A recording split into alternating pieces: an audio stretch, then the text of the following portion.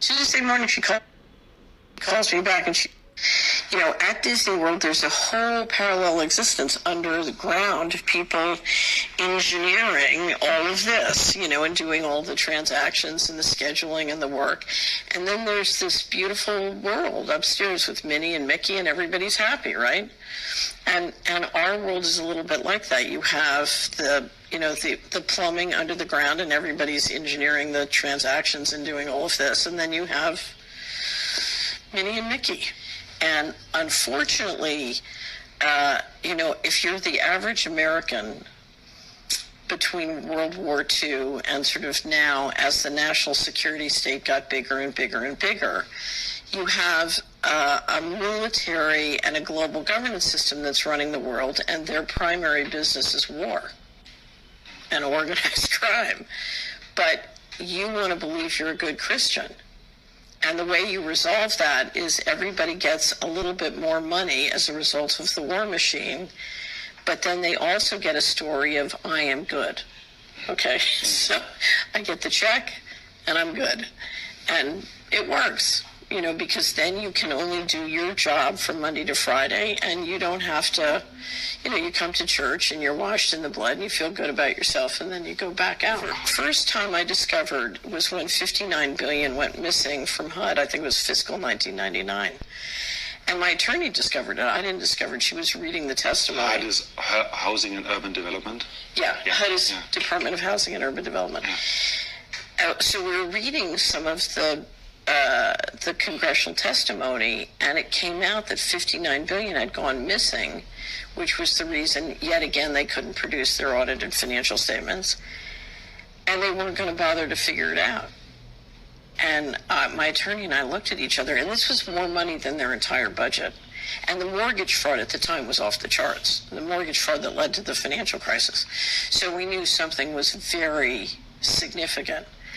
Anyway, so we started to dig in, and what we were discovering was huge amounts of money were disappearing from HUD and the Department of Defense. At the same time, the private equity firms in Washington, who had little track record and experience, were suddenly blessed with billions of dollars flowing in to invest in China and Asia. And so we're looking at the money disappearing here, and then suddenly all these companies associated with the same people, their boards had the same people as the boards of the contractors who are running these financial systems at these agencies. So we're watching the same people, as money's disappearing at the agencies they're running, their companies are suddenly getting these huge amounts of mysterious money. So we started to look at that, and I got a reporter interested in helping me follow the missing money. So she started to write these fabulous stories about the missing money, and she had a whole series going. We were finally going to rope it up into a huge cover story in her weekly magazine that would go to all the congressmen and senators. And we were just coming into the big headline. It was going to be the following Friday. And that Sunday I went to church, and we would always get occasionally very political sermons. And we got a very political sermon that indicated we were going to go to war in the Middle East. So I came back. It was September 7th, 2001. And I called the reporter. I said, we're going to war in the Middle East. She said, that's funny. I haven't heard a thing, because usually if I got a sermon, she'd get a leak. And she said, I haven't heard a thing. I said, I'm telling you, we're going to war in the Middle East. First, we're going to Afghanistan, then we're going to Iraq. It was like Wesley Clark's, 7 countries in 5-year plan. But we're totally focused on getting this article published, which was going to be like the 13th of, it would come out on Friday. And she calls me back on Monday.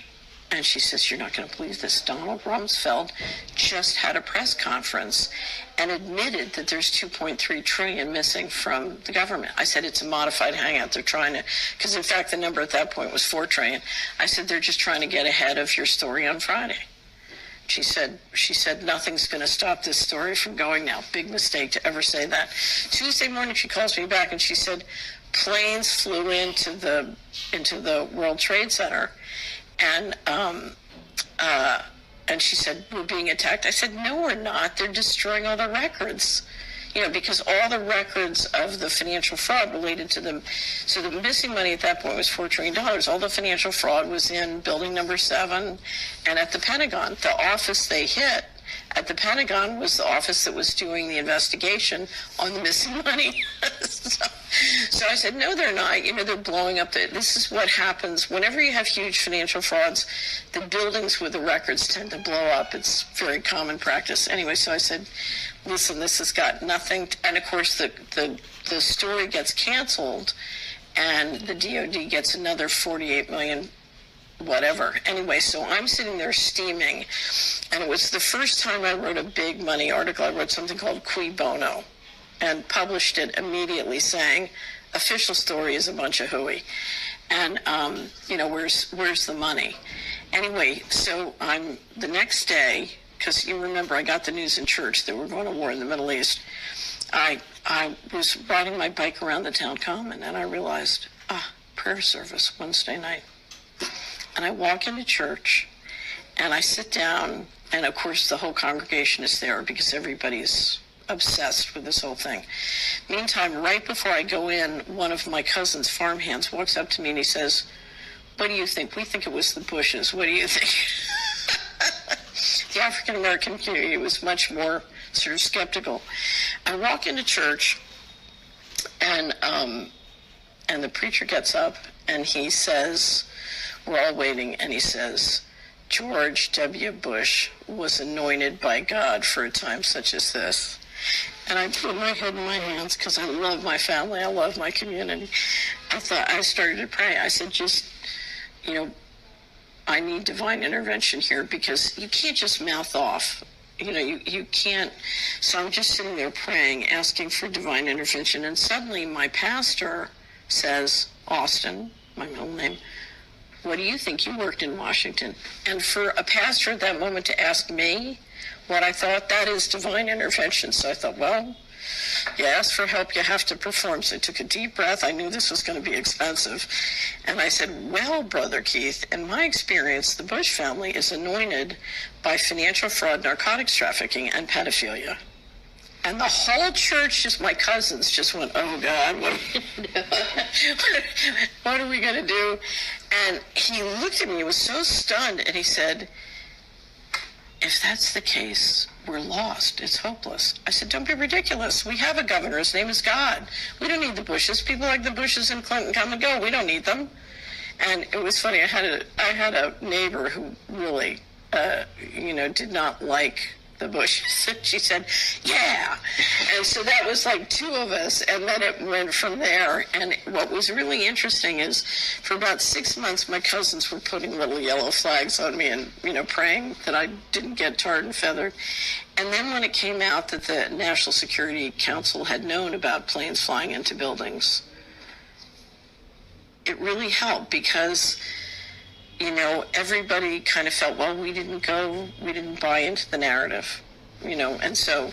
But how did the priest know about the war? Well, that's a very good question, and I've never put him on the spot and asked. Yeah. But what I've found is that on the church networks, there's, in the campaign, we used to call it a fax-back service, and whether through the TV or their networks, there is encouragement of what the spin this week is going to be, what the topic this week is going to be, and it's remarkably coordinated.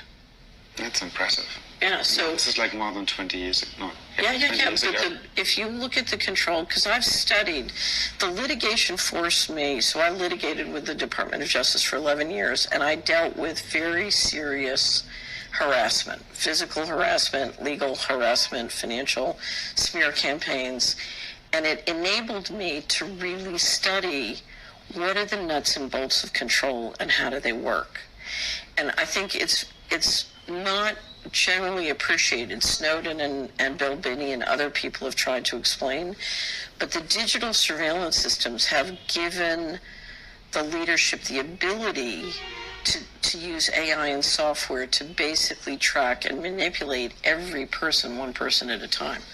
the smartphone technology combined with telecommunications has given incredible power to control and management. At Disney World, there's